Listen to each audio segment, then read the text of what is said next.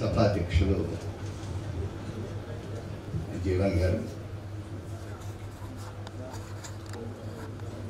నేను వాళ్ళ మీ ముందు నిలబడటానికి కారకులైన చంద్రశేఖర్ గారు, మిత్రులారా,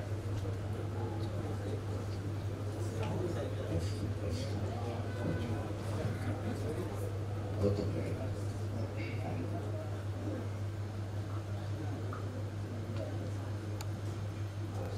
జీవన్ గారు చెప్పినట్లుగా నేను చరిత్ర అధ్యాపకుడిని. చాలా కాలం 30 ఏళ్ళు చరిత్రను బోధించి దగ్గర దగ్గర ఒక 8-9 సంవత్సరాలు ప్రిన్సిపల్గా పనిచేశాను. అందువల్ల జాతీయ విద్యా విధానం 2020 అనే అంశం మీద మాట్లాడడానికి బహుశా ఈ అర్హతలు చూసి నన్ను ఇక్కడికి పిలిచారని అనుకుంటాను. అంతే తప్ప జీవన్ గారు చెప్పినట్టుగా నేనేమి పెద్ద వక్తనేమి కాదు. అలాంటి అసలేమి మీరు పెట్టుకోవాలి. కాకపోతే ఒకటి హామీ ఇవ్వగలను, పొద్దుట మాట్లాడిన ఇద్దరికి అనువాదకులు కావాల్సి వచ్చారు, కానీ నాకు అవసరం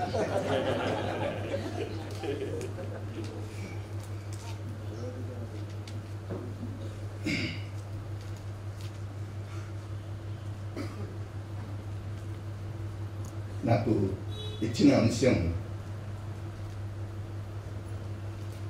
జాతీయ విద్యా విధానం 2020 వ్యాపారీకరణ, కార్పొరేటీకరణ అని అన్నారు. సరే, సగం తెలుగు సగం ఇంగ్లీష్ ఎందుకు అని నేను వ్యాపారీకరణ,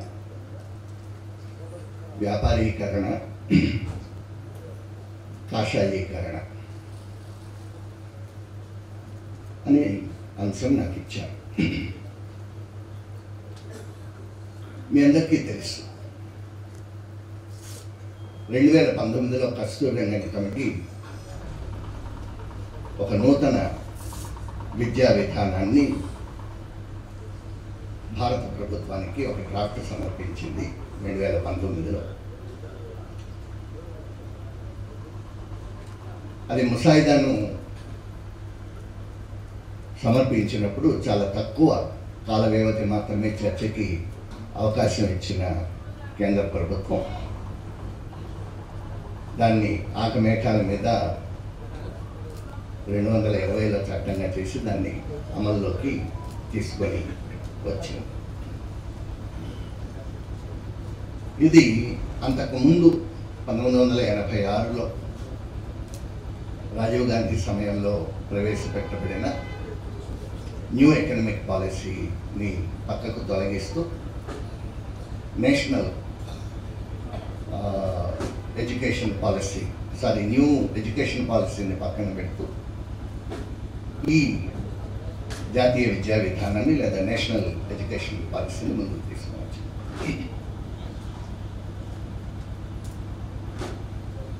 నిజానికి విద్య అనేది సమాజంలో ఉన్న తారతమ్యాల్ని తొలగించడం అనే ప్రధానమైన ఉద్దేశంతో విద్య విధానం రూపొందవలసి ఉంది. అసలు విద్యను మనం ప్రజలకు ఇవ్వడమే ఆ తారతమ్యాలు లేకుండా చేయటం కోసం మన విద్యను ప్రజలకు ఇస్తాం లేదా పిల్లలకి ఇస్తాం లేదా ప్రభుత్వం అంటే ప్రజల్లోకి తీసుకుని వెళ్తామా. కానీ తారతమ్యాలు లేకుండా చేయడానికి ఉద్దేశించబడిన విద్యా విధానమే తారతమ్యాల్ని సృష్టిస్తే ఎట్లా ఉంటుందో చూడాలి అని అంటే మనం జాతీయ విద్యా విధానం 2020ని చూడాల్సి ఉంది. జాతీయ విద్యా విధానం అనే ఈ విధానం నిజానికి ఇది ఒక 66 పేజీల డాక్యుమెంట్. ఇది 66 పేజీలు చాలా చిన్న అక్షరాలతో A4 సైజులో మనకి NEP 2020 అని కడితే మనకి దీంట్లో అందుబాటులోకి వస్తుంది. నిజానికి ఇది మామూలుగా ఒక పుస్తకంగా పబ్లిష్ చేస్తే దగ్గరగా ఒక 150 పేజీల పుస్తకం అవుతుంది. మామూలు పుస్తకాలు 150 పేజీలు, దాదాపుగా 150 పేజీలు ఉండబోయే ఈ నేషనల్ ఎడ్యుకేషన్ పాలసీని కూలంకషంగా చదివితే నిజానికి కూలంకషంగా చదవడానికి కూడా అందులో ఏమీ ఉండదు. 150 పేజీల NEPని దానిలో ఉన్న డొల్లతనాన్ని, దానిలో ఉన్న ఖాళీలని, దానిలో ఉన్న పదాడంబరాలను పక్కకు తొలగించి యాక్చువల్గా బిట్వీన్ ది లైన్స్ ఏం చెప్పింది ఇది అని కనుక మనం దానిలో నుంచి సారాన్ని తీసుకోవడానికి కనుక మనం ప్రయత్నం చేస్తే నిజంగా అది ఒక 15 పేజీల సారాంశం కూడా అందులో నుంచి రాదు.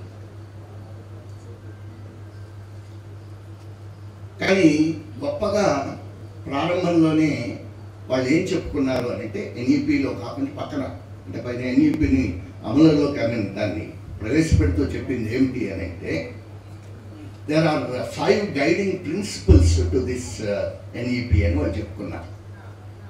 ఏమిటిది అంటే 1 యాక్సెస్ అన్నారు, 2 ఈక్విటీ అన్నారు, 3 క్వాలిటీ అన్నారు, 4 అఫోర్డబిలిటీ అన్నారు, 5 అకౌంటబిలిటీ అని 5 గైడింగ్ ప్రిన్సిపల్స్ ఇందులో ఉన్నాయి అని చెప్పి వాళ్ళు చెప్పుకున్నారు. అంటే ప్రతి వాళ్ళకి విద్యా విధానంలో యాక్సెస్ ఉంటుంది అని చెప్పారు. దాన్ని మనం తర్వాత కాలంలో ఇంకొక వేరు మాటల్లో చెప్పుకోవాలి అని అంటే ఇన్క్లూజివ్నెస్ అని అన్నాం కదా.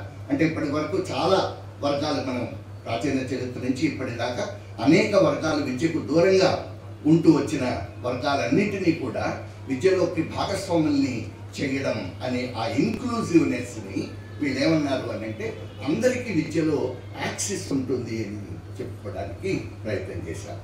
అలాగే ఈక్విటీ ఉంటుంది అన్నారు, సమానత్వం ఉంటుంది అన్నారు, విద్యలో క్వాలిటీ ఉంటుంది అన్నారు, తర్వాత అఫోర్డబిలిటీ ఉంటుంది అన్నారు. అంటే ప్రతి ఒక్కరూ కూడా తమకున్న ఆర్థిక స్థితిగతుల్ని బట్టి చదువుకునే అవకాశం ఉంటుంది అని చెప్పి అన్నారు. సరే, చివరిది అకౌంటబిలిటీ అనేది అది ప్రభుత్వాలకు సంబంధించిన అంశం అనుకోండి, దాన్ని పక్కన పెట్టండి.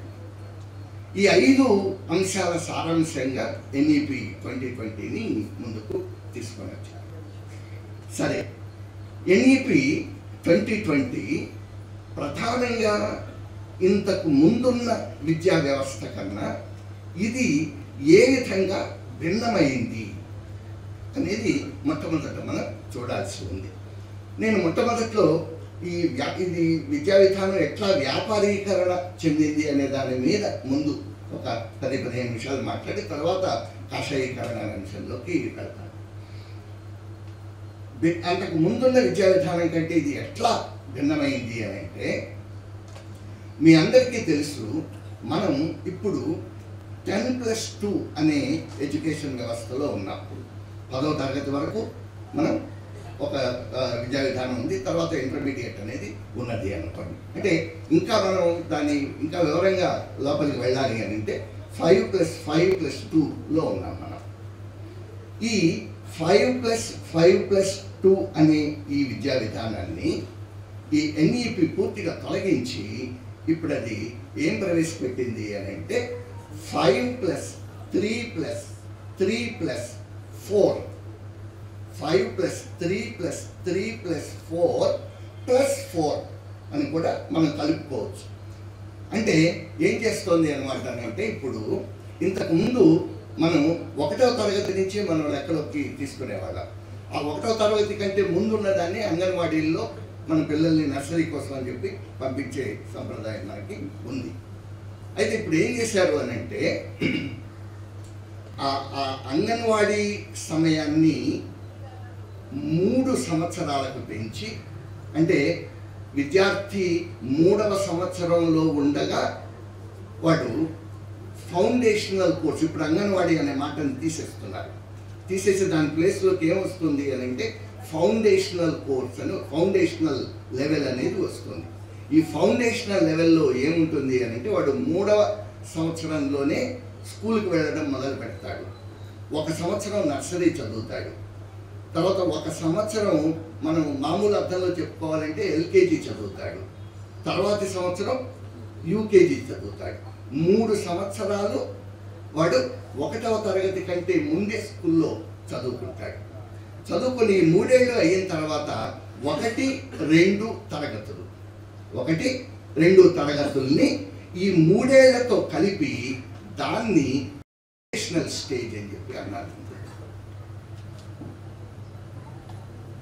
అంటే ఏమవుతుందన్నమాట, ఇప్పుడు రాబోయే రోజుల్లో ఏం జరగబోతోంది, ఇది ఫౌండేషనల్ స్టేజ్. తర్వాత 3, 4, 5 తరగతులు ప్రిపరేటరీ స్టేజ్ అని అన్నారు. అది వేరే వ్యవస్థ. అంటే ఎలిమెంటరీ వ్యవస్థలో 3, 4, 5 తరగతులు ఉండవు. ఏమండి, తర్వాత 5, 6, 7 తరగతులు ఇంకొక వ్యవస్థ. ఏమండి, ఇప్పటికి ఏమైంది, 5 + 3 + 3 అంటే 9th వచ్చేసరికి, అంటే 2వ తరగతి మొదటి 3 సంవత్సరాలు ప్రీ ఎలిమెంటరీ మొదటి 3 సంవత్సరాలు, ఫస్ట్ క్లాస్ సెకండ్ క్లాస్ కలిపితే మొత్తం 5 సంవత్సరాలు వాడికి ఫౌండేషనల్ లెవెల్ అవుతుంది. తర్వాత 3వ తరగతి, 4వ తరగతి, 5వ తరగతి కలిపితే వాడిది ప్రిపరేటరీ లెవెల్ అవుతుంది. 6, 7, 8 తరగతులు మిడిల్ స్కూల్ అవుతుంది. 9వ తరగతి నుంచి ఇంటర్మీడియట్ దాకా, అంటే 12th క్లాస్ దాకా, 9వ తరగతి నుంచి 12th క్లాస్ దాకా ఒకే వ్యవస్థ. అంటే ఇప్పుడు ఈ కొత్త విధానంలో ఇంటర్మీడియట్ అనేది డిసపియర్ అయిపోతుంది. ఇంటర్మీడియట్ అనేది ఉండదు. అంటే సిబిఎస్ఈలో మాదిరిగా 11th క్లాసు 12th క్లాస్ అని చెప్పి అంటారు. వాటిని ఇప్పుడు ఏమంటారు, ఏం చేస్తారంటే హై స్కూల్స్నే high school plus high school plus అంటే 12th class 11th class 12th class అని కూడా 10th క్లాస్లో విలీనం చేసే విధానం ఈ నూతన విద్యా విధానంలో వీళ్ళు ప్రవేశపెడుతున్నారు. మనకు వచ్చే మొట్టమొదటి సందేహం ఏమిటి అని అంటే, బాగా ఇప్పుడు ఇలా కొత్తది ఏదో ఒకటి 30 ఏళ్ళుగా ఒక పాత విధానాన్ని మనం అనుసరిస్తున్నాం. ఈ కొత్త విధానాన్ని స్వీకరించడం వల్ల మనకు వచ్చే నష్టం ఏమిటి అని అంటే, నష్టం లాభం అనేది దేన్ని బట్టి ఆధారపడి ఉంటుంది అని అంటే, మనం ఒక నూతన విద్యా విధానాన్ని ఏర్పాటు చేయడానికి ముందు దానికి మనం తయారు చేసుకునే పూర్వరంగాన్ని బట్టి ఒక వ్యవస్థ సక్సెస్ఫుల్గా ఇంప్లిమెంట్ అవుతుందా అవదా అనేది ఆధారపడుతుంది. ఇప్పుడు ఇవాళ ఆంధ్రదేశంలో మీ అందరికీ తెలుసు, చాలామంది టీచర్స్ ఇక్కడ బహుశా ఉన్నారని నేను అనుకుంటున్నాను. వాళ్ళకైతే నేను చెప్పనక్కర్లేదు, నిజానికి వాళ్ళు నాకంటే బాగా కూడా ఇప్పుడు నేను మాట్లాడుతున్న విషయం గురించి వాళ్ళు బాగా మాట్లాడతారు. ఏం జరిగింది ఇప్పుడు అని అంటే, అంగన్వాడీని తీసుకొని వచ్చి ఎలిమెంటరీ స్కూల్లోకి కలిపి 2వ తరగతి వరకు ఉంచి 3, 4, 5 తరగతుల్ని ఎలిమెంటరీ లెవెల్లో నుంచి తీసివేసి దూరంగా ఉన్న హై స్కూల్లో వాటిని మిళితం చేశారు. అంటే ఏం జరిగింది అని అంటే, అప్పటిదాకా 1/2 కిలోమీటర్ దూరంలో ఉన్న ఎలిమెంటరీ పాఠశాలకు వెళ్ళి 3వ తరగతి చదువుకుంటున్న విద్యార్థి ఇవాళ ఎంతో దూరంలో ఉన్న హై స్కూల్కి వెళ్ళి హై స్కూల్లో మిళితం చేయబడిన 3, 4 అంటే నేను ఆ ఇష్యూస్లోకి వెళ్ళలేదు. అంటే ఏం చేశారు అని అంటే, వేరే మిడిల్ స్కూల్ అనేది ఏమీ పెట్టలేదు ఇప్పుడు. ఎందుకంటే వ్యవస్థాగతంగా ఏర్పాట్లు చేసుకోవడానికి ఏమీ లేదు ఇక్కడ. 3, 4, 5 తరగతులను కూడా ఎక్కడికి తీసుకెళ్ళిపోయారు, హై స్కూల్లోకి తీసుకెళ్ళిపోయి హై స్కూల్కి అటాచ్ చేసేసారు.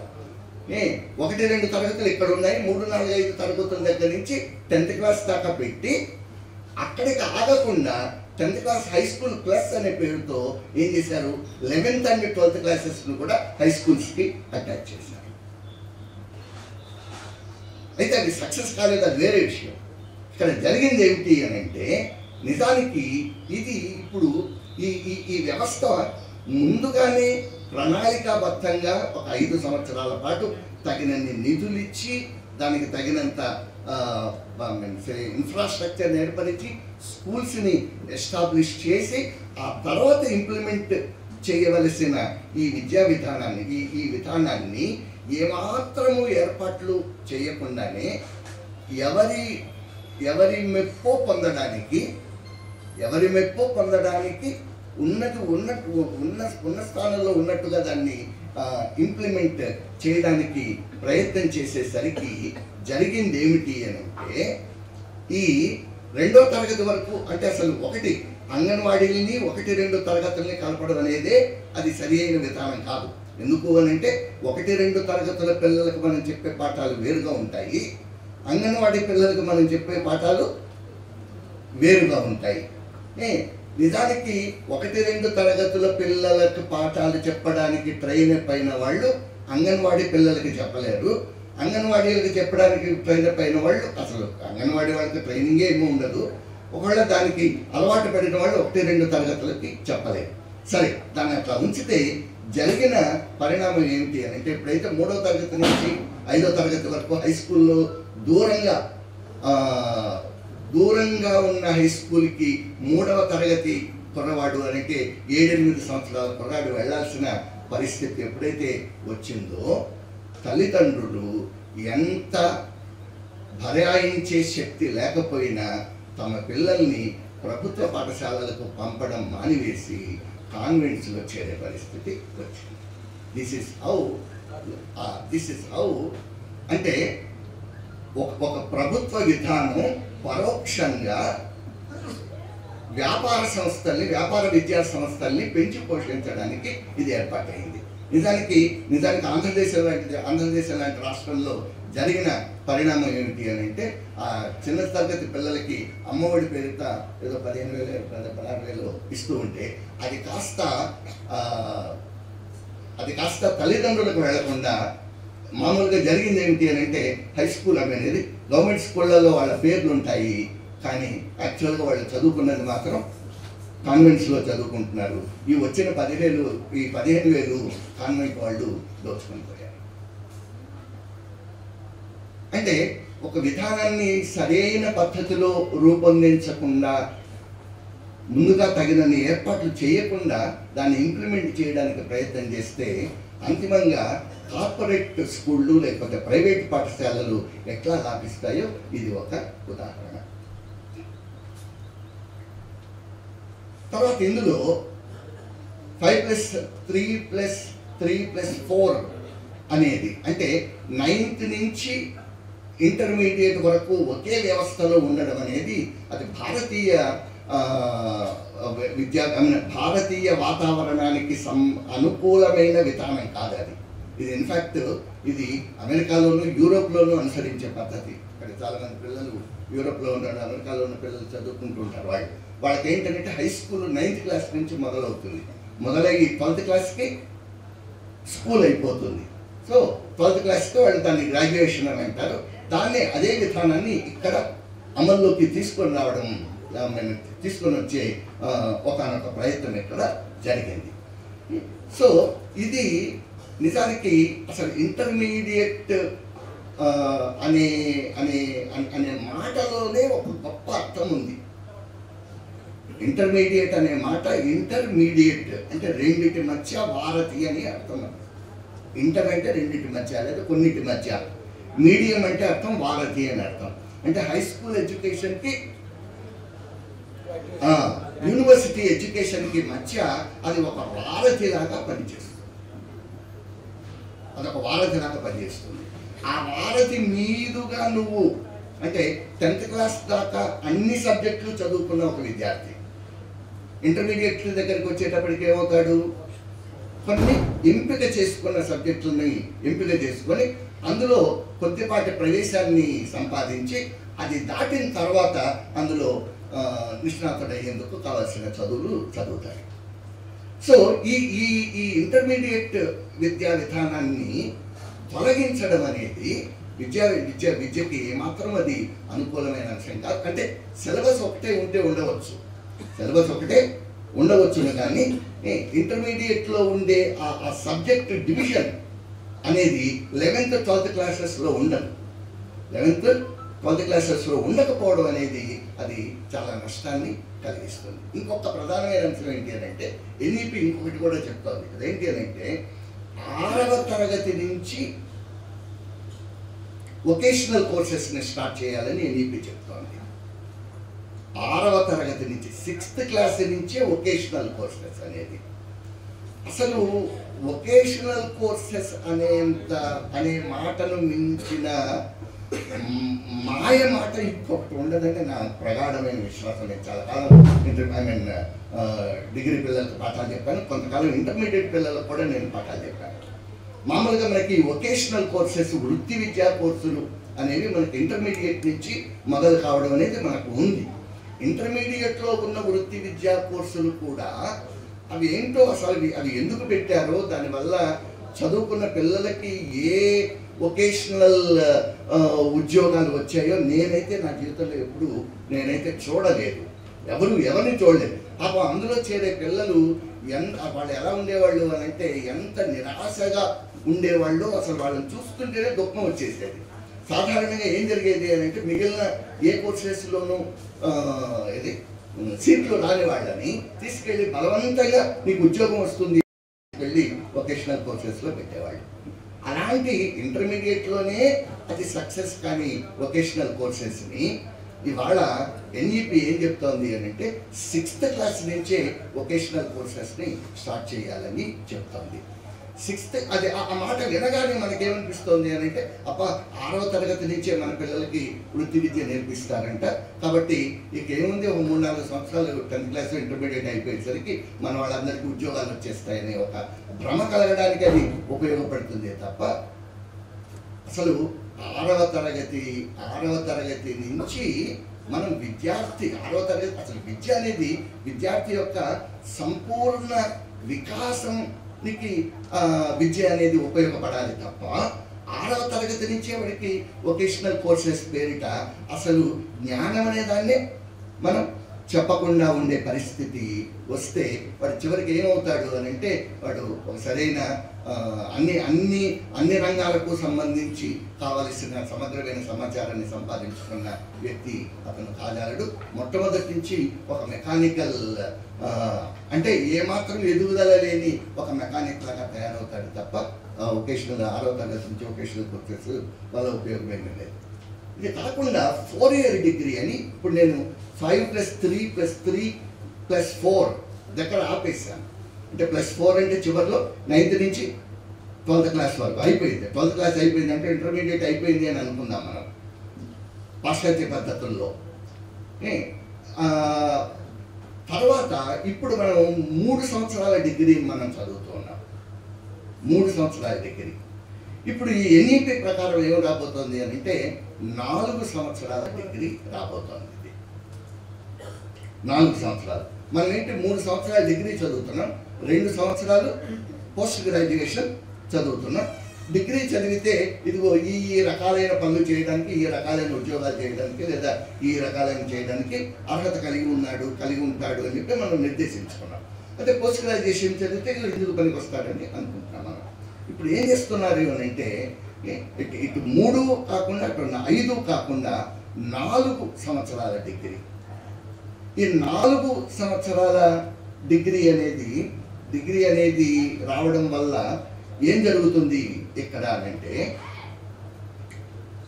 కొన్ని 4 సంవత్సరాల డిగ్రీ కూడా ఒకలాగా ఉండదు. అది ఎలా ఉంటుంది అని అంటే మీరు దాన్ని వాళ్ళు ఇక్కడ ఏమన్నారు అని అంటే యాక్సెస్ అన్నారు, రకరకాలైన వాటికి యాక్సెస్ ఉంటుంది అని.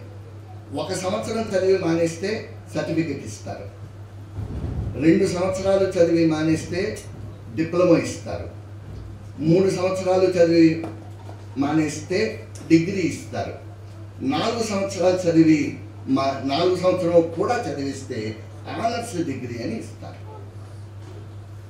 ఆనర్స్ డిగ్రీ ఇస్తారు. అయితే ఈ ఆనర్స్ డిగ్రీ పోస్ట్ గ్రాడ్యుయేషన్తో సమానం కాదు. మళ్ళీ మరి ఒకప్పుడు ఆనర్స్ ఉండేది, బిఏ ఆనర్స్ ఉండేది, that was equivalent to post graduation కాదు. మళ్ళీ ఈ honours degree is not equivalent to post graduation. మళ్ళీ పోస్ట్ గ్రాడ్యుయేషన్ చేయాలి అని అంటే మళ్ళీ ఇంకొక సంవత్సరం చదవాల్సింది, ఇంకొక సంవత్సరం మళ్ళీ అదనంగా చదవాల్సింది. 3 ఏళ్ళు చదివి మానేసిన వాడు పీజీ చేయాలి అని అంటే 2 సంవత్సరాలు చదవలసింది. అయితే ఈ 4 ఏళ్ల కోర్సు వల్ల, ఈ 4 ఏళ్ల కోర్సు అనేది అమెరికన్ సంప్రదాయం, ఇది మనకు లేదు, అసలు మనకు లేదు. మనకు అయితే 3 ఏళ్ళు లేదా 5 ఏళ్ళు ఉంది. ఈ 4 ఏళ్ళు ఇది రెంటికి చెడ్డ రేవడి కింద ఉంటుంది తప్ప ఇది 3 ఏళ్ళు. దానివల్ల ఏం జరుగుతుంది అని అంటే పేద విద్యార్థులు 3 ఏళ్ళకే ఆపేస్తారు. 4 ఏళ్ళు డిగ్రీ చదువుకునేంత ఆర్థిక స్తోమత ఈ దేశంలో ప్రభుత్వ కళాశాలల్లో చదువుకునే పిల్లల్లో 90% మంది పిల్లలకు లేదు. 4 ఏళ్ళు డిగ్రీ చదువుతాడు వాడు, 3 ఏళ్ళు చదవడమే కష్టం వాడికి. ఇది ఈ 4 ఏళ్ల చదువు అనేది ఎవరికి లాభిస్తుంది? ఒకవేళ దానివల్ల ఏదైనా కొన్ని ప్రత్యేకమైన ప్రయోజనాలు ఉన్నాయి అని రేపు ఏదైనా నిర్దేశిస్తే, ఒకవేళ లాభం అనేది జరిగితే ఆర్థికంగా కాస్త బలంగా ఉన్న కుటుంబాలకు చెందిన పిల్లలు 4 ఏళ్ల డిగ్రీ చదవగలుగుతారు. కానీ మామూలుగా సాధారణమైన ఆర్థిక పరిస్థితులు ఉన్న కుటుంబాలకు చెందిన పిల్లలు 4 సంవత్సరాల డిగ్రీ చదవలేరు.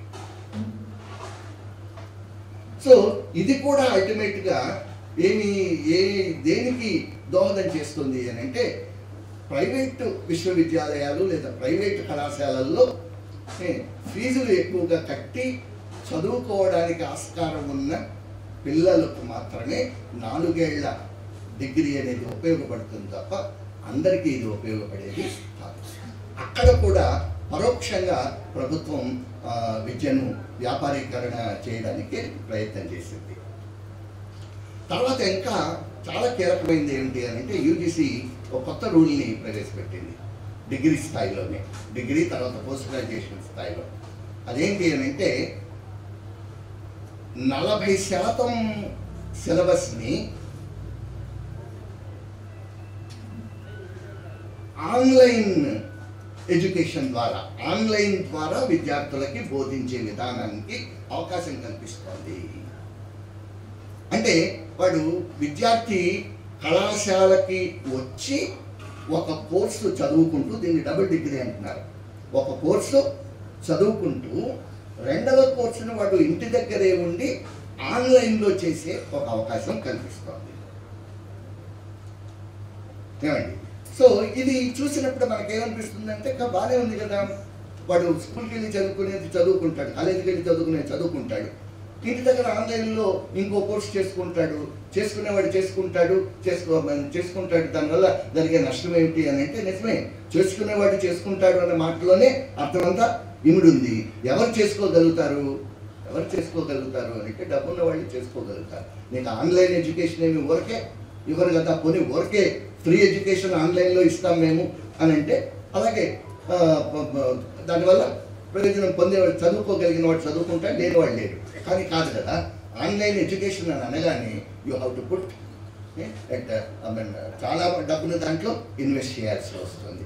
అంత ఇన్వెస్ట్మెంట్ సాధారణ కుటుంబాలకు చెందిన సోషియో ఎకనామికల్లీ బ్యాక్వర్డ్ స్టూడెంట్స్ అది ఆన్లైన్ ఎడ్యుకేషన్, అసలు ఆన్లైన్ ఎడ్యుకేషన్ పొందే అవకాశం ఈ దేశంలో నిజంగా ఎంతమందికి ఉంది అనేది, ఎంతమందికి నిజంగా స్మార్ట్ ఫోన్లు ఉన్నాయి, నిజంగా ఎంతమంది ఇళ్లల్లో స్మార్ట్ ఫోన్లో లెసన్ వస్తూ ఉంటే పక్క వాళ్ళ గొడవ లేకుండా ఒక్కడే కూర్చొని ఒక లెసన్ వినే వాతావరణం అన్ని గదులు ఎందరి ఇళ్లలో ఉన్నాయి, ఎంతమంది ఇళ్లలో ఆ ఫెసిలిటీ, ఆన్లైన్ ఎడ్యుకేషన్ పొందే ఫెసిలిటీ ఎంతమంది ఈ దేశంలో ఎవరు పొందగలుగుతారు? ఒకవేళ పొందగలిగితే ఎవరు పొందగలుగుతారు? అది కేవలం ఆర్థికంగా బలపడిన వర్గాలకు సంబంధించిన కుర్రాళ్ళు ఆన్లైన్ ఎడ్యుకేషన్ పొందగలుగుతారు. పైగా దానివల్ల ఎవరు లాభపడతారు అని అంటే, ఈ ప్రైవేట్ వ్యవస్థలు ఉన్నాయి కదా, ఏమిటది బైజూస్ అని, ఆన్ అకాడమీ అని, ఇలాంటి వ్యవస్థలు వీటి వల్ల లాభం పొందుతాయి తప్ప సాధారణమైన వాడికి వచ్చే ప్రయోజనం దీనివల్ల ఏమీ లేదు. ఇది ఇక్కడ ఒక అంశం అయితే, రెండవది ఏంటి అని అంటే, ప్రభుత్వం ఏం చెప్తోంది అని అంటే, పరోక్షంగా ఇప్పుడు మీరు చదివితే NEP 2020 చదివిన అన్ని చోట్ల కూడా ఎక్కడెక్కడైతే యాక్సెసిబిలిటీ గురించి మాట్లాడుతుందో అక్కడంతా కూడా ఏం రాస్తుంది అని అంటే private institutions are encourage to establish say schools, colleges, universities అనే మాట దాదాపుకి ఎన్నిసార్లు వస్తుందో చెప్పలేమన్నమాట. Private institutions are encourage to take part in this ఈ పెద్ద బృహత్తరమైన కార్యక్రమంలో అవి నిర్వహించే పాత్రకి తగినంత గుర్తింపు ఇవ్వడం జరుగుతుంది, లేదా వాటిని ఎంకరేజ్ చేయడం జరుగుతుంది అనే అనే అనే మాట మనకి త్రూఅవుట్ ది థింగ్ మనకి కనిపిస్తుంది. ఇందులో కూడా ఒకటి రెండు సందర్భాలు కొని అది ఒకటి రెండు సందర్భాల్లో అది ఏమేమి ప్రస్తావన చేసింది అని అంటే ప్రైవేటు పబ్లిక్ భాగస్వామ్యాలు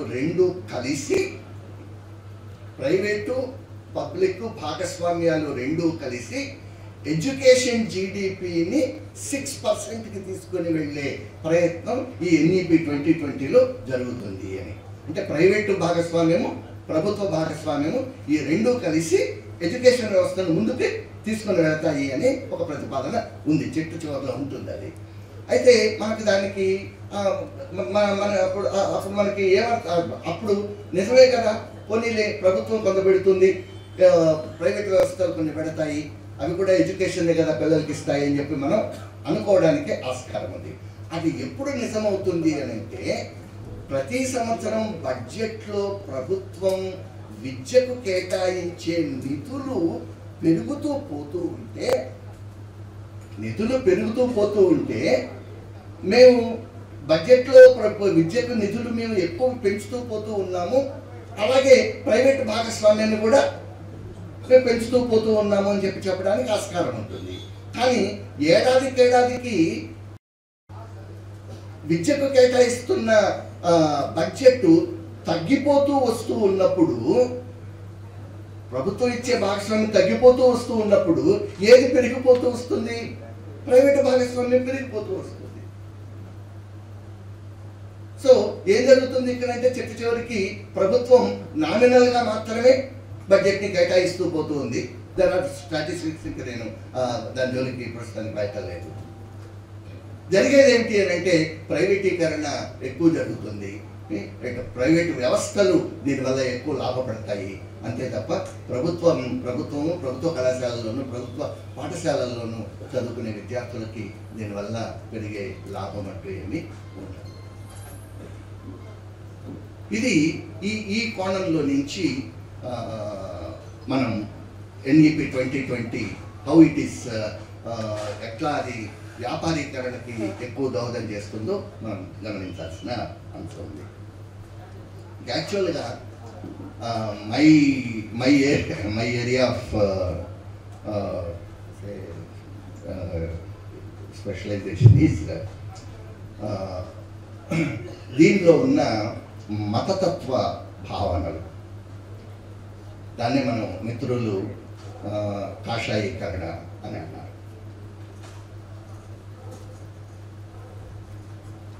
ఎన్ఈపి 2020లో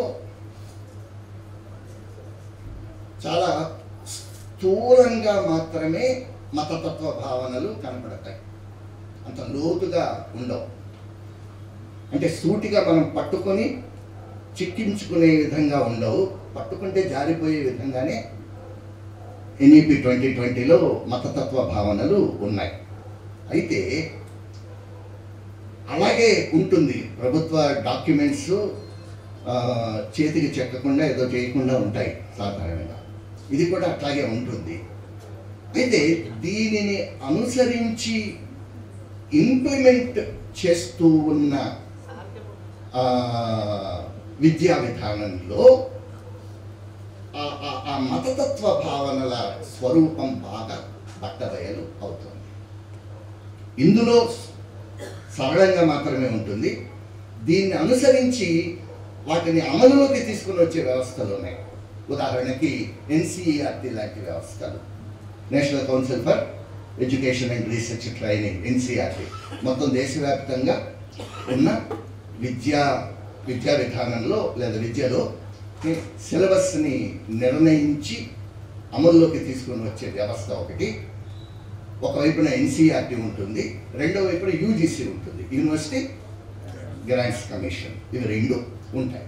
ఈ రెండు అనుసరిస్తున్న విధానాల్లో మనకి మతతత్వ భావనలు చాలా స్పష్టంగా మనకి కనిపిస్తున్నాయి. వాటి గురించి మనం కొద్దిగా ఇప్పుడు మాట్లాడుకుందాం.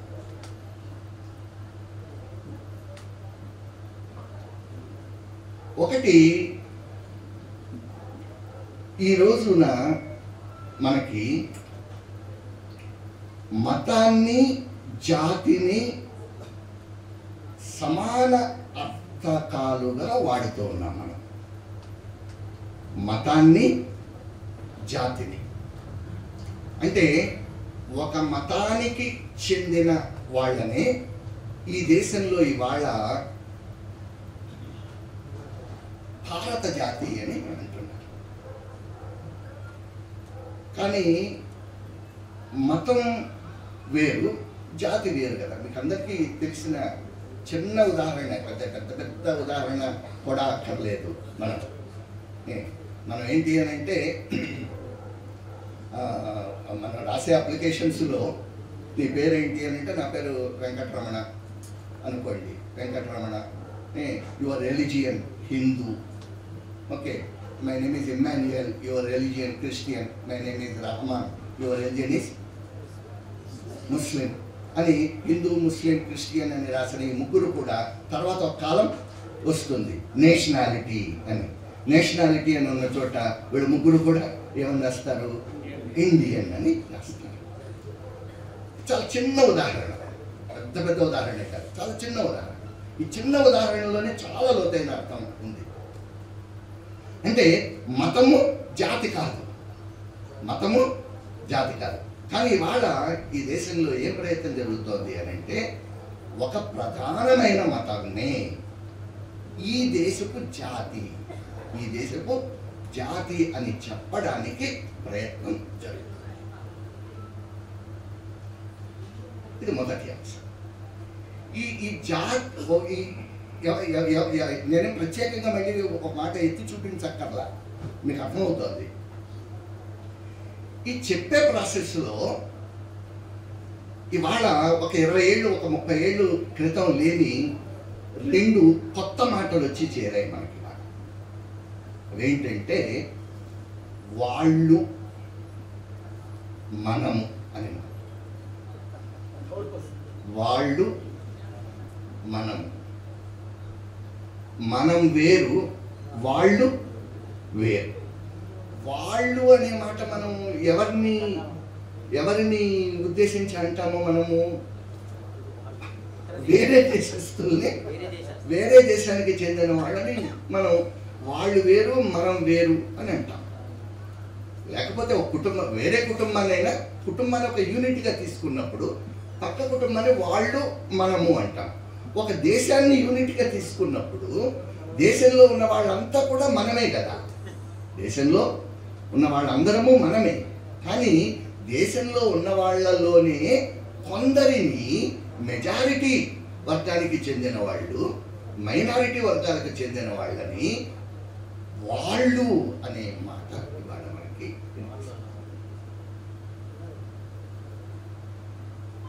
The self and the other అని అన్నారు. సెల్ఫ్ అని అదర్. ఇది ఈ భావనని పెంచి పోషించడానికి, ఇప్పుడు మనం చెప్తున్న భావనని పెంచి పోషించడానికి ఎన్సీఆర్టీ కానీ యూజీసీ కానీ చాలా ప్రయత్నాలు చేస్తూ వస్తున్నాయి. అవి చేస్తూ వస్తూ ఉన్న దాంట్లో ఒక ప్రధానమైన భాగం ఏమిటి అని అంటే, ఈ దేశంలో ఉన్న ముస్లింలను, ముఖ్యంగా క్రైస్తవులని, ఇంకా ఇతర మతాలకు చెందిన వాళ్ళని, అంటే హిందువులు, బౌద్ధులు, జైనులు వీళ్ళని మినహాయిస్తే, అంటే ఏవైతే తొలినాటి భారతదేశపు మతాలైతే ఉన్నాయో ఆ వర్గాలకు సంబంధించిన వాళ్ళను మినహాయిస్తే మిగిలిన వాళ్ళను ఈ దేశంలో ఉన్న ప్రజలు ఇవాళ విదేశీయులుగా చూసే ప్రయత్నం చేస్తున్నారు. వాళ్ళు ఈ దేశానికి ఎక్కడి నుంచో వచ్చారని, ఈ దేశాన్ని వాళ్ళు దురాక్రమణదారులని, ఈ మాట నేను అంటున్న మాట కాదు, దురాక్రమణదారులని ఎవరన్నారో మీకు తెలుసు. దురాక్రమణదారులని, ఈ దేశాన్ని ఆక్రమించుకున్నారని, ఈ దేశాన్ని వాళ్ళు సొంతం చేసుకున్నారని, ఈ దేశాన్ని నాశనం చేశారని, వాళ్ళు ఈ దేశానికి చెందిన వాళ్ళు కాదని, వాళ్ళకంటూ ఒక దేశం ఇచ్చేసాం కాబట్టి అవకాశం ఉంటే ఆ దేశానికి వెళ్ళిపోవాలని ఇవాళ బలమైన వాదనలు మన ముందుకి వస్తున్నాయి. ఇది దీంట్లో భాగంగా జరుగుతున్న అంశం ఏమిటి అని అంటే, భారతదేశ చరిత్ర నుంచి ప్రధానంగా ముస్లింలు పరిపాలన చేసిన పరిపాలన కాలాన్ని మొత్తం సిలబస్ నుంచి లేకుండా చేసే ప్రయత్నం ఒకటి చాలా గట్టిగా జరుగుతుంది. అంటే ఇటీవల ఒక 2 ఏళ్ల క్రితం ఎన్సీఆర్టీ 11th క్లాస్ 12th క్లాసెస్కి సంబంధించిన history and political sciences text books నుంచి ఈ దేశాన్ని ముస్లింల పరిపాలన, ముస్లింలు అనే మాట ఇన్వర్టెడ్ కామర్స్లో పెడుతున్నాను నేను, దేశాన్ని ముస్లింలు అనే మాట ఇన్వర్టెడ్ కామర్స్లో పెడుతున్నాను. వాళ్ళు పరిపాలన చేసిన వందలాది సంవత్సరాల చరిత్రను అసలు చరిత్ర పుస్తకాల్లో నుంచి లేకుండా చేసేసారు. అంటే ఉదాహరణకి దగ్గరగా మీకు తెలుసు, మొఘలాయి చక్రవర్తులు అనేవాళ్ళు ఈ దేశాన్ని పరిపాలన చేశారు. మొఘలులు అనేవాళ్ళు బాబర్, హుమయూన్, అక్బర్, షాజహాన్, ఔరంగజేబ్, వీళ్ళందరూ కూడా. సో వీళ్ళు పరిపాలన చేసిన దాదాపుగా 300 సంవత్సరాల చరిత్రని చరిత్ర పుస్తకాల్లో నుంచి అసలు మొత్తంగా లేకుండా చేశారు. అంటే మొత్తంగా లేకుండా చేసేటప్పుడు వాళ్ళు చెప్పిన కారణం ఏమిటి అని అంటే, మరి అప్పట్లో కోవిడ్ వచ్చింది కదా, కోవిడ్ వల్ల చాలా చదువు అటకెక్కింది. సో దానివల్ల విద్యార్థులు తర్వాతి కాలంలో చదువుకి కోపప్ చేసుకోలేకపోతున్నారు. కాబట్టి రేషనలైజేషన్ ఆఫ్ సిలబస్, అంటే సిలబస్ని తగ్గించడం అనే ఒక నెపంతో సంవత్సరాలు, అది ఏది, ముస్లిం పరిపాలనకు సంబంధించిన కొన్ని వందల సంవత్సరాల చరిత్రను తొలగించడం, లేకపోతే ఈ దేశంలో వచ్చిన ప్రజా ఉద్యమాలు, చాలా ప్రజా ఉద్యమాలు ఉన్నాయి. ఉదాహరణకి చిప్కో ఉద్యమం ఉంది, లేకపోతే దళిత్ ప్యాంథర్ ఉద్యమం ఉంది, ఆంధ్రదేశంలో వచ్చిన సారా వ్యతిరేక ఉద్యమం ఉంది. ఇలాంటి ఉద్యమాలు, ఇట్లాంటి ప్రజా ఉద్యమాలు ఏవైతే ఉన్నాయో, ఈ ప్రజా ఉద్యమాలతో పాటు ఇందాక నేను మీకు చెప్పిన మహమ్మదీయ చరిత్ర అంతటిని కూడా ఈ దేశ సిలబస్లో నుంచి తొలగించడానికి ప్రయత్నం చేయడం కాదు, మొత్తం తీసి పారేశారు అంతే. అయితే ఇక్కడ మనం వేయవలసిన ప్రశ్న, సాధారణంగానే మనం బయటికి వెళితే మనం ఇక్కడ అందరం ఇంచుమించుగా ఒకలాంటి ఆలోచన విధానాలు ఉన్నవాళ్ళు కూర్చున్నాం కాబట్టి మనకు ఒకటి వెంటనే నచ్చేస్తుంది. కానీ అదే నువ్వు బయటికి వెళ్ళి మామూలు ప్రజలు ఒప్పించడంత తేలికైన విషయం కాదు. వాడు ఏమంటాడు అని అంటే, అవునండి నిజమే కదా, అది బయట నుంచి వచ్చారు కదా, నిజమే కదండి, ఈ దేశం వాళ్ళది, ఈ దేశంలో పుట్టారా, కాదు కదా, మధ్యాసియా నుంచి వచ్చారు కదా, ఇప్పుడు గజనీ వచ్చాడు కదా, గోరీ వచ్చాడు కదా, దేశంలో దోచుకుపోయారు కదా, ఇందులో అడగడంలో తప్పే ఉంది అని వాళ్ళు అడుగుతారు. అది అది అది తప్పు. ఎందుకు తప్పు మనం చెప్పగలగాలి. ఎందుకు తప్పు అది అని అంటే, వాళ్ళు ఈ దేశం లోపలికి బయట నుంచి వచ్చారు అని కదా వాదన, బయట నుంచి వచ్చారు అని. ఇప్పుడు ఈ ఈ ఈ పెండాలు ఉందండి, ఈ పెండాలకి సరే అవి వేశారు, ఏంటి గేట్లు వేశారు, తర్వాత తెరలు కట్టారు. ఇంతవరకు ఉన్నది ఈ పెండాల్ అని చెప్పి మనం అనుకున్నాం. ఈ పెండాల్కి లోపల బయట ఉంది, అవునా? ఈ పందిరికి, పందిరి, ఈ పందిరికి లోపల అనేది బయట అనేది ఉంది. ఎప్పుడుంది? అది అది కట్టడం వల్ల, కట్టిన తర్వాత ఉంది. ఇప్పుడు వాళ్ళు ఈ దేశంలోకి ప్రవేశించారు అని మనం అంటూ ఉన్నప్పుడు, ప్రవేశించేటప్పటికి ఈ దేశం ఉండాలి కదా, ప్రవేశించేటప్పటికి ఈ దేశం ఉండాలి కదా, ఈ దేశానికి ఒక సరిహద్దు ఉండాలి కదా, ఈ దేశానికి ఒక సరిహద్దు ఉండాలి. ఒక సరిహద్దు కనుక ఉంటే అప్పుడు ఈ దేశం లోపలికి వచ్చినట్లు, ఇంట్రూడ్ అయినట్లు, లేకపోతే దురాక్రమణ చేసినట్లు, లేదా ఇంకొకటి ఏదో చేసినట్లు అవుతుంది. అప్పటికి ఈ దేశానికి, ఏ దేశానికి సరిహద్దులు లేని రోజులు ఆ రోజులు, ఏ దేశానికి సరిహద్దులు లేని రోజులు అవి. ఆ లేని రోజుల్లో అందుకే ఇవాళ మోడర్న్ హిస్టోరియన్స్ ఇన్వేషన్ అనే మాటను ఒప్పుకోవట్లా. ఇన్వేషన్ అంటే ఏంటండి? లోపలికి ప్రవేశించడం. ఇన్వేషన్ అంటదా, ఎక్స్టెన్షన్ అని అంటున్నారు. They have extended into the areas of what we are now considering as India. అంతే తప్ప ఇప్పుడు మనకు ఇండియా అనే స్వరూపం ఎప్పుడు ఏర్పడింది? 1947 ఆగస్టు, లేదా గట్టిగా మాట్లాడితే 1950 జనవరి 26 ఏర్పడింది.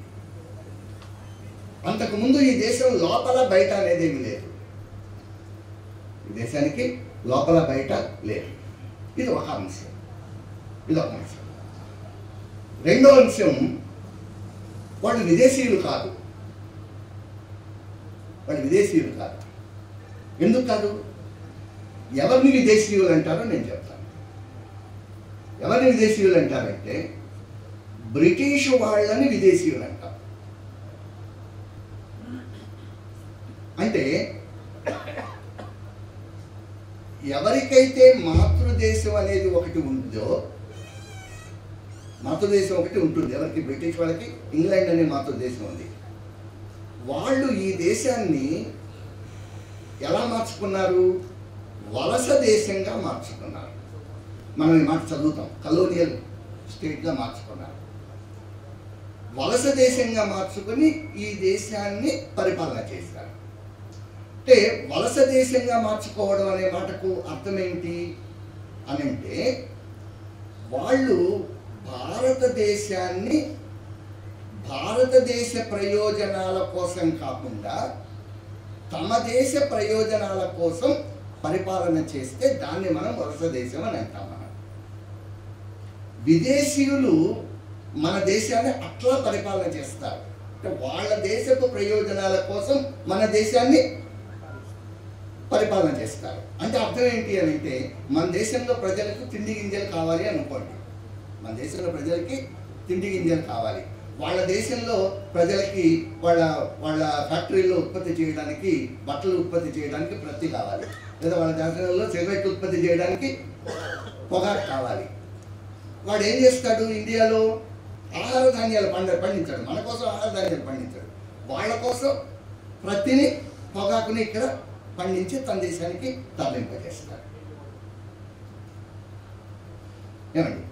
సో ఇలా చేయడాన్నే దాదాబాయి నౌరోజీ గారు ఏమన్నారు అని అంటే, డ్రైన్ థియరీ అని అన్నారు. డ్రైన్ థియరీ అని అన్నారు. అంటే ఈ విధానం వల్ల భారతదేశపు సంపద అంతా కూడా ఎక్కడికి తరలి వెళ్ళిపోయింది?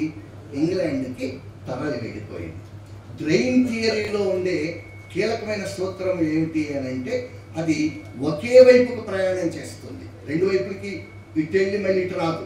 అంటే కొంత డబ్బు ఇటు వెళ్ళి మళ్ళీ కొంచెం మళ్ళీ వెనక్కి రాదు. అట్లా ఉండదు, ఒకవైపుకే వెళ్ళిపోతుంది.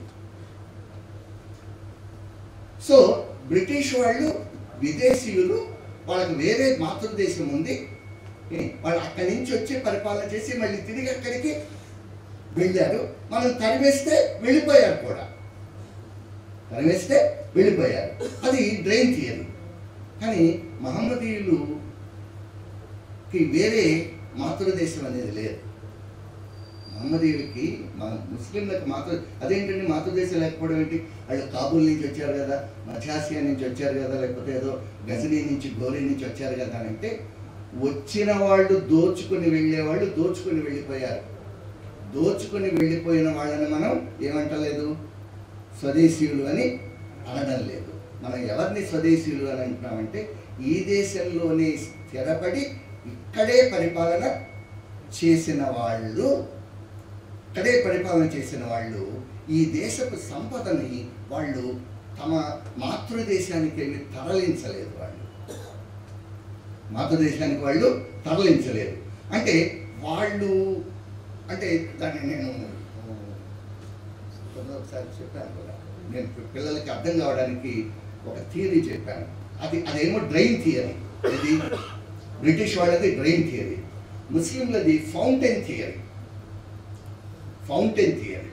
అంటే ఫౌంటైన్ ఉంటుంది కదా, ఫౌంటైన్ ఎలా ఉంటుంది, అది పాండ్ ఉంటుంది. పాండ్లో నుంచి నీళ్లు పైకి ఎగజిమ్ముతాయి. ఎంత పైకి ఎగజిమ్మినా ప్రతి చుక్క మళ్ళీ పాండ్లో పడుతుంది. సో మహమ్మదీయుల పరిపాలనలో ఈ దేశపు సంపద ₹1 కూడా బయటికి దాటి వెళ్ళాలి.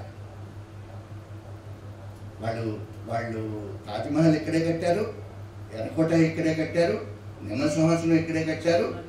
మంచి చేశారు, చెడు చేశారు. నేను ఈ దేశాన్ని పరిపాలన చేసిన మహమ్మదీయ చక్రవర్తులందరూ చాలా గొప్పవాళ్ళని నేనేమి అనగలలే. మంచి చెడ్డలు లోకమందున ఎంచి చూడగా రెండే పనులు. మంచి చెడ్డలు ఏ మతంలోనైనా ఉంటాయి. అసలు రాజుల్లో మంచి వాళ్ళు ఉండటం ఏంటి? అసలు రాచరిక వ్యవస్థలో మంచితనం ఎక్కడి నుంచి వస్తుంది? రాచరిక వ్యవస్థే అటువంటిది కదా. సో కాబట్టి రాజులు మంచి వాళ్ళని నేనేమి, రాజైన వాళ్ళు, రాజుల సొమ్మంత రాళ్లపాలన, రాజులు దేశాన్ని పీడించారు, పిప్పి చేశారు, వ్యవస్థే అటువంటిది. కానీ అది ఒక మతానికి సంబంధించిన విషయం కాదు. ఒక మతస్థులు చెడ్డవాళ్ళు, ఇంకొక మతస్థులు మంచివాళ్ళు, ఇంకొక మతస్థులంతా కూడా ఈ దేశానికి గొప్ప చేశారు. అసలు నాకు ఒక చిన్న లాజిక్ ఉంది. అంటే మనుషుల్లో మంచి చెడ్డలు రెండిట్లో ఉంటాయి. ఏ వర్గంలోనైనా మంచివాళ్ళు చెడ్డవాళ్ళు ఎక్కువ మంది ఉంటారు. ఆ లెక్కన ఎక్కువ చెడ్డవాళ్ళు ఈ దేశంలో ఏ మతంలో ఉంటారు?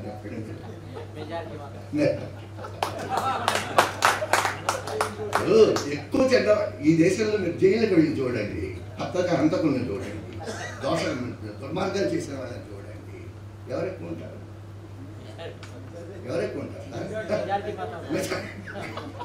మెజారిటీ మతస్థులే కదా ఉండేది. అలానే మెజారిటీ మతం దుర్మార్గమైందని మనం అంటామా? అది మతానికి సంబంధించిన విషయమా? కాదు కదా. అలానే మనం అంటలేదు. మెజారిటీ మతస్థులు ఎక్కువ మంది ఉంటారు కాబట్టి మెజారిటీ మతం దుర్మార్గమైందని మనం అనటల్లా. వాళ్ళు అంటున్నారు, వేరే వాళ్ళని చూపించి వాళ్ళు దుర్మార్గులు, వాళ్ళు దుష్టులు, వాళ్ళు అది చేశారు, ఇది చేశారు అని. ఇంకొకటి కూడా నేను చూపించాను, వాళ్ళ దేశంలో దేవాలయాలు పడగొట్టలేదని నేను అంటలా. దేవాలయాలు అనడం లేదు, ఎందుకంటే అది వాస్తవం కాబట్టి. మరి వాస్తవాన్ని మీరు అంటున్నారు. మరి ఈ దేశంలో హిందూ మెజారిటీ మతానికి సంబంధించిన దేవతల్ని, లేకపోతే వాళ్ళని అంత విధ్వంసం చేసిన వాళ్ళని మనం ఎలా భరిస్తాము అని అంటే అది ఒక యుగ లక్షణం, అది మతం లక్షణం కాదు. మనం ఒకనొక చారిత్రక పరిణామాన్ని లేదా ఒక చారిత్రక చర్యని ఒక మతం కోణంలో నుంచి కాదు చూడవలసింది. ఆ చుట్టూ ఉన్న సామాజిక ఒక యుగానికి ఒక లక్షణం ఉంటుంది. మనం మాట్లాడుతున్నది మత్స్యయుగాలకు సంబంధించిన లక్షణం. ఇది మత్స్యయుగపు లక్షణమే ఏమిటంటే దాన్ని ఎలా చెప్పాలి, హేతువు మీద విశ్వాసం రాజ్యం చేసిన కాలాన్ని మత్స్యయుగం అంటాం. మత్స్యయుగం ఇవాళ ఉందనుకోండి, మనం ఆధునిక యుగంలో ఉన్నాం. మనం ప్రతిదాన్ని ఏం చేయగలుగుతున్నాం? విశ్వాసాన్ని మనం వెనక్కి నెట్టి దేన్ని ముందుకు తెస్తున్నాం? హేతువును ముందుకు తెస్తున్నాం, అంతే కదా. అదే కదా ఇప్పుడు నేను మాట్లాడుతుంది దేన్ని వెనక్కి నెడుతున్నాను? విశ్వాసాన్ని వెనక్కి నెట్టుకున్నాను. దేన్ని ముందుకు తెస్తున్నాం? హేతువును ముందుకు తెస్తున్నాం. మధ్యయుగ లక్షణం ఏంటి? దీనికి వైస్ వర్సా. మధ్యయుగంలో మీకు హేతువుకు ఆస్కారం లేదు.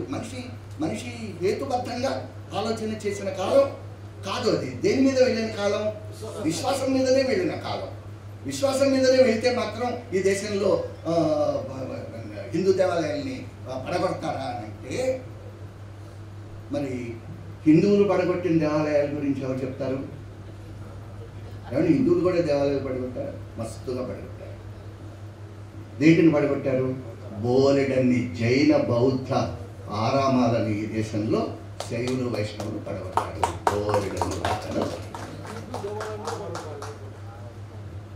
బోలెడన్ని ఉదాహరణలు.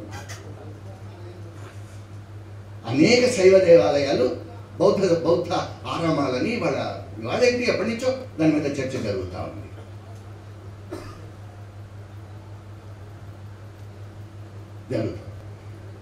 సో కాబట్టి అది దేవాలయాలను పడగొట్టి, అంటే ఒక మత విశ్వాసాల మీద తమ మతమే గొప్పది అని రుజువు చేసుకునే ప్రయత్నం ఏ ఒక్క వర్గమో చేసింది కాదు. ఇక్కడ ఏ ఒక్క వర్గమో చేసింది కాదు. ప్రతి వర్గము తమకు అవకాశం వచ్చినప్పుడల్లా పనులు చేసింది. సమస్య తప్పు ఎక్కడొస్తుంది అని అంటే, అప్పుడెప్పుడో జరిగిన దానికి నేను ఇప్పుడు ప్రతీకారం తీర్చుకుంటాను అని అంటే అది కుదరదు. అది తప్పు అవుతుంది. అప్పుడు రామాలయాన్ని పడగొట్టి మసీదు కట్టారు అని మనం అంగీకరిస్తే, నేను ఇప్పుడు మసీదును పడగొట్టి మళ్ళీ తిరిగి రామాలయాన్ని కడతాను అనే దానికి అది ఈజ్ నాట్ యాక్సెప్టబుల్. అది అంగీకారం కాదు. ఎందుకు కదా మీరు ఆలోచించారు. రైట్, సరే, అది అట్లా ఉంచాడు. ఇంకా రెండో అంశం ఏంటి అని అంటే, ఈ దేశంలో చాలా హిందువులకి ముస్లింలకి మధ్య ఘర్షణలు జరిగాయి, మనకు తెలుసు. హిందూ ముస్లిం ఘర్షణల గురించి మనం మాట్లాడుకుంటూ ఈ రెండు కూడా ఈ దేశంలో పొసగడానికి ఆస్కారం లేదు అనే ఒక వాదన మనకి వినిపిస్తుంది. రెండు మతాల మధ్య ఘర్షణ అనేది ఈ దేశంలో హిందూ ముస్లింల మధ్యనే కాదు, ఇంకా హిందూ ముస్లింల మధ్య ఘర్షణకి ఒక పరిధి ఉంది. అంతకంటే ముందు ఈ దేశంలో శైవ వైష్ణవుల మధ్య ఘర్షణలు విపరీతంగా, శైవులకి వైష్ణవులకి మధ్య జరిగిన ఘర్షణలు అసలు మామూలుగా మీకు తెలుసు. మనకి పక్కింటి వాళ్ళతో వచ్చే గొడవ కన్నా అన్నదమ్ములతో వచ్చే గొడవలో ఏమెక్కువ ఉంటుంది? తీవ్రత ఎక్కువ ఉంటుంది. అంతే కదా. ఒక అణువు ఇంకో అణువుతో పోరాడటం, ఒక అణువుని విచ్ఛిన్నం చేస్తే ఆస్తి ఎక్కువ ఉంటుంది. సో కాబట్టి అన్నదమ్ముల మధ్య అది శైవ వైష్ణవులు ఒక 200-300 సంవత్సరాల పాటు ఈ దేశంలో కనిపిస్తే ఎదురు పడితే చాలు కొట్టుకొని చచ్చిపోయారు ఈ దేశం. మరి ఆ వాస్తవాన్ని ఎక్కడ మభ్య పెడతావు? ఎక్కడ కప్పి పెడతావు? ఆ వాస్తవాన్ని కప్పి పెట్టాలి కదా దీని గురించి మాట్లాడేటట్లయితే. సో కాబట్టి ఇక్కడ మనం ఈ ప్రయత్నాలన్నీ సిలబస్లో జరుగుతున్నాయి. యూజీసీ చేస్తున్న ప్రయత్నాల్లో, తర్వాత యూజీసీ చేస్తున్న ప్రయత్నాల్లో, తర్వాత ఎన్సీఆర్టీ చేస్తున్న ప్రయత్నాల్లో ఇవన్నీ కూడా ఉన్నాయి.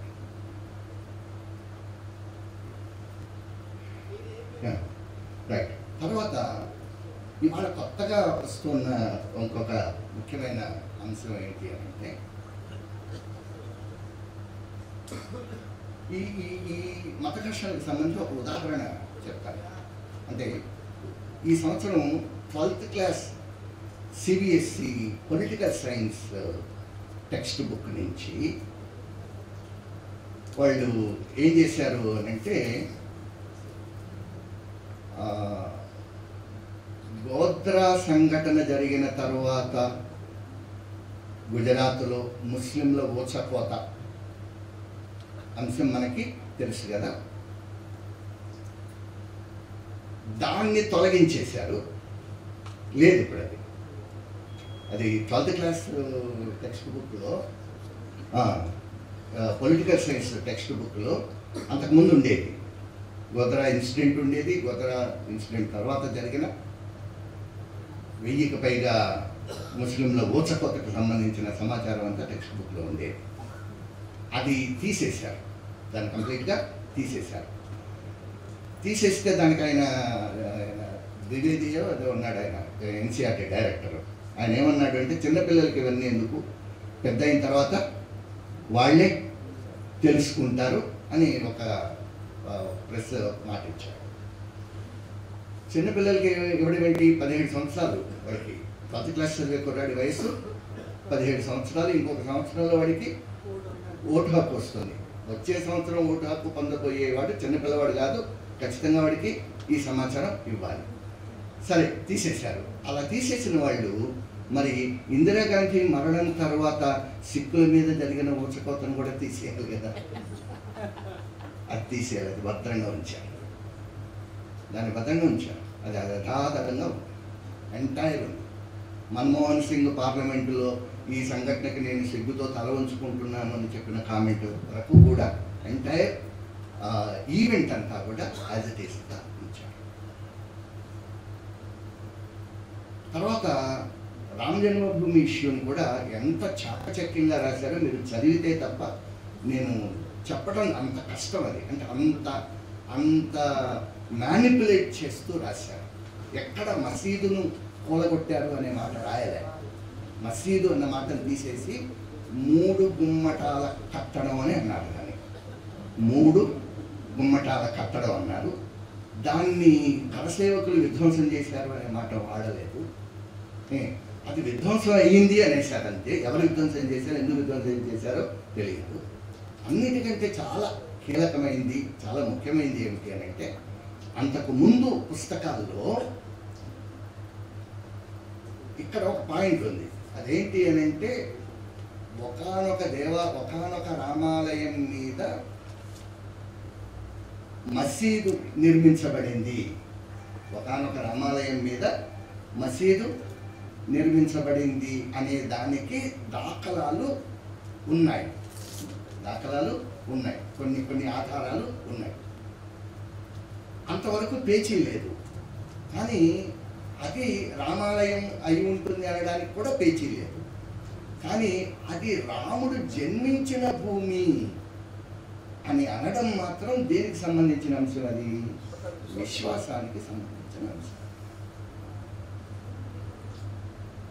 అంతకు ముందున్న చరిత్రకి ఇప్పుడున్న చరిత్రకి ఉన్న తేడా ఏంటి అని అంటే, అంతకు ముందున్న చరిత్రలో అది విశ్వాసం అని ఉంటుంది.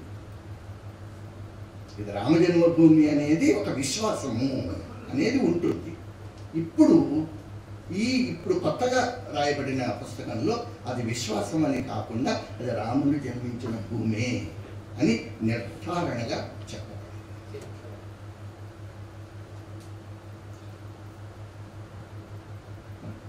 So this is how things are happening. And finally, ఒక్క మాటతో ముగిస్తాను నేను ఇవాళ.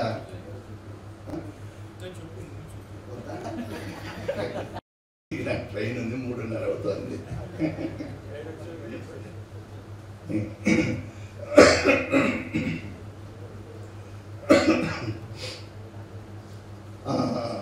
ఇవాళ కొత్త ప్రపోజల్ ఏమిటి అని అంటే, ఈ దేశానికి ఈ దేశ పేరు భారత్ అని మార్చే ప్రయత్నం అది జరుగుతుంది. మన కాన్స్టిట్యూషన్లో ఎప్పుడో భారత్ దట్ ఈస్ ఇండియా అని మనం పెట్టేసుకున్నాం. కొత్తగా ఇవాళ భారత్ అని ఈ దేశం పేరు మార్చాలనే ప్రయత్నం ఏమీ చేయనక్కర్లే.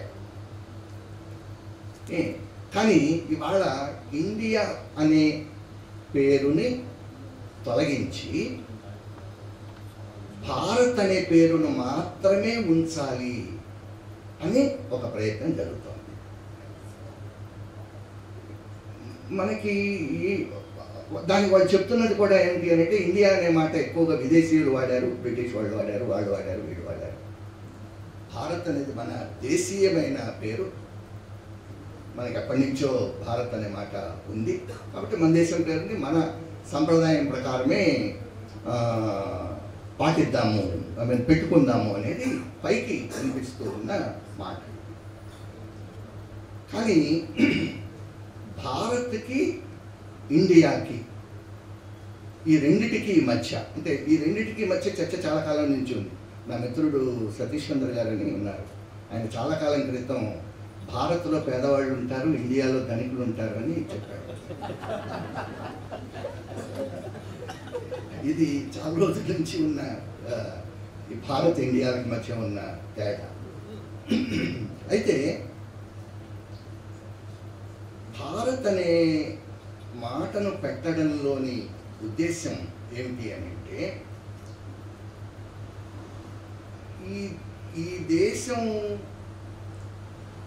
ఈ దేశపు బహుళత్వాన్ని సూచించేది ఇండియా అనే పేరు. ఈ దేశపు బహుళత్వాన్ని సూచిస్తుంది ఇండియా.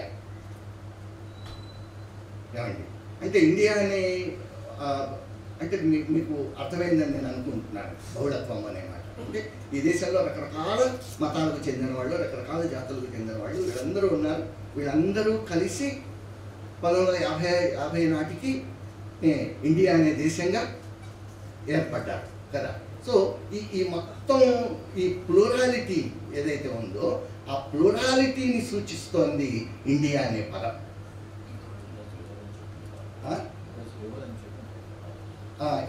చెప్తాను, వస్తున్నా. సో ఆ ప్లూరాలిటీని సూచిస్తోంది. రైట్. అయితే సరే సార్ ఏమంటున్నారంటే ఆ మాట ఎలా వచ్చింది అంటే ఇండస్ రివర్ నుంచి వచ్చింది అని చెప్పమని అంటున్నారు. సరే ఆ ఇష్యూలోకి మనం వెళ్ళచ్చు. అయితే ఆ పేరును తొలగించి భారత్ అనే మాటను పెట్టాలనే ఉద్దేశం ఎందుకు అని అంటే ఎవరినైతే వాళ్ళు విదేశీయులు అని అంటున్నారో, ఎవరినైతే వాళ్ళు ఈ జాతిలో భాగం కాదు అని ఇతరులుగా చూడడానికి ప్రయత్నం చేస్తున్నారో వాళ్ళు ఈ దేశంలోకి ప్రవేశించడానికి ముందున్న పేరు భారత్. కాబట్టి భారత్ అనే పేరు పెట్టాలనేది వాళ్ళ అసలైన ఉద్దేశం. ఈ దేశం అంటే వాళ్ళు భారత్ అనే పేరు ఎట్లా వచ్చింది అనేదానికి మీరు అందరికీ తెలుసు కదా. రకరకాలైన పేరు చిన్నప్పటి నుంచి మనం విన్నాం. భరతుడు అనే రాజు పరిపాలించాడని ఒక చిన్నప్పుడు కథ మనం చదివాం. తర్వాత రకరకాల ఉదాహరణకి ఆర్యుల కాలం నాటి 5 ప్రధానమైన గణాల్లో భరతుడు అనే గణం ఉంది. ఆ భరత గణానికి చెందిన వాళ్ళే కౌరవ పాండవులు, కురువంశం. వాళ్ళిద్దరి మధ్య జరిగిన దాన్ని అందుకే భారతం అన్నారు. వాళ్ళు భరత తెగకు చెందిన వాళ్ళు. కురు పాండవులు ఇద్దరు కూడా వాళ్ళ మూల తెగ భరత తెగ. లేకపోతే కౌరవ పాండవులకు మధ్య జరిగిన యుద్ధాన్ని భారతం అని ఎందుకు అనాలి అని అంటే భరత తెగకి చెందిన వాళ్ళు కాబట్టి భారతదేశం అనే పేరు వచ్చింది. అలా కాకుండా విష్ణు పురాణం కూడా భారతదేశం గురించిన ఇక్కడి నుంచి ఇక్కడ వరకు భారతదేశం అని చెప్పింది. ఇంకా అన్ని ఇష్యూస్లోకి మనం ఇప్పుడు వెళ్ళలేము. సో విష్ణు పురాణంలో దీనికి భారతదేశం అనే పేరు ఉంది. అంతకుముందు భరతులు అనే తెగ ఉంది. అంతకుముందు భరతులు అనేవాళ్ళు పరిపాలించారని చెప్తున్నారు. సో ఇదంతా కూడా తొలినాటి భారతదేశపు భారత జాతి తొలి దశలో ఉన్నప్పటి పేరు ఇది భారత జాతి, భారత్ అనేది. సో అప్పటి కాలపు సంస్కృతే ఈ దేశపు సంస్కృతి, అప్పటి కాలపు మతమే ఈ దేశపు జాతి అని రుజువు చేసే ప్రయత్నం లేదా దాన్నే ఎస్టాబ్లిష్ చేసే ప్రయత్నంలో భాగంగానే వాళ్ళు భారత్ అనే పేరుని పెట్టాలని వాళ్ళు భావిస్తూ ఉన్నారు. నిజానికి భారత్ అనేది ఈ దేశపు తొలి దశలో పెట్టబడిన పేరు మాత్రమే. ఉంచుకున్నాం కదా. ఇప్పుడు మనం దాన్ని తీసేయలేదుగా. కాన్స్టిట్యూషన్ ప్రకారమే భారత్ అనే పేరు ఉంది. ఇంకా మీకు నేను ఈ భారత్ అనే పేరు వెనకాల ఉన్న వాళ్ళ అసలు ఉద్దేశాలు నేను మీకు చెప్పే ఈ ప్రయత్నాన్ని ఒక క్షణం పక్కన పెడితే, నేను చాలా కాలం చరిత్ర అధ్యాపకుడిగా పనిచేశాను. తెలుగు మీడియం పిల్లలకు పాఠాలు చెప్పాను. నేను ఏనాడు కూడా ఇండియా అని అనలేదు నా క్లాస్లో. నేను ఏనాడు ఇండియా అని అనలేదు. అసలు రాదు, అది ఆ మాట రాదు. తెలుగు మీడియం చదువుకునే పిల్లలకి భారతదేశం అనే మాటే వస్తుంది. 100 ఏళ్ల తరబడి భారతదేశం అని చెప్పాం. కానీ ఇప్పుడు ఆలోచనలు ఎవరు ఏ ఉద్దేశంతో ఏ పేరు పెడుతున్నారో అర్థమైన తర్వాత ఇప్పుడు భారతదేశం అనాలంటే భయం వేస్తుంది.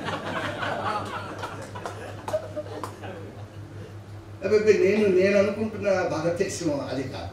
మీరు అసలు వాళ్ళకి ఈ ఆలోచన ఉంది అని మీరు ఎట్లా చెప్పగలరు అని అంటే, వాళ్ళ పేపర్ ప్రవేశపెట్టారు. నేను అవన్నీ అంటే కొంచెం అవి మోర్ అకాడమిక్ ఇష్యూస్ అవుతాయి. వాళ్ళు ఐడియా ఆఫ్ భారత్ అని ఒక పేపర్ ఇంట్రడ్యూస్ చేశారు డిగ్రీ వాళ్ళకి. ఐడియా ఆఫ్ భారత్ అనే దాంట్లో ఎవరెవరు ఉండాలండి? అందరూ ఉండాలి కదా. ఈ దేశంలో ఉన్న వాళ్ళు అందరూ ఉండాలి కదా. ఐడియా ఆఫ్ భారత్ అనే పేపర్ సిలబస్లో కేవలం హిందూ మతం గురించి మాత్రమే, ఇంకేం చెప్పాలి? ఐడియా ఆఫ్ భారత్ అనే పేపర్ నిండా కేవలం హిందూ మతము, హిందూ తత్వము, హిందూ వేదాంతము, హిందూ వేదాలు వగేరా వగేరా వగేరా. అంటే భారత్ అనేది హిందూ అనే కదా అనే అర్థంలోనే భారత్ అనే మాటను ఇవాళ వాడడానికి ప్రయత్నం చేస్తున్నారు. పైగా వాళ్ళు ఫస్ట్ స్టెప్గా లాస్ట్ ఇయర్ అన్నారు, బహుశా కుదిరినట్లేదు, ముందు NCERT పుస్తకాలన్నింటిలోనే ఇండియా అనే మాట తీసేసి భారత్ అని టెక్స్ట్ బుక్స్ అన్నిట్లోనూ భారత్ అని పెడతారట. తొందరలో భారత్ అని పెడతారట. నాకేమనిపిస్తుంది అంటే దేశానికి టెక్స్ట్ బుక్ ఒకటి ఉంది, కాన్స్టిట్యూషన్లో కూడా భారత్ అని పెడతారేమోనని భయపడుతూ నాకు ఈ అవకాశాన్ని ఇచ్చిన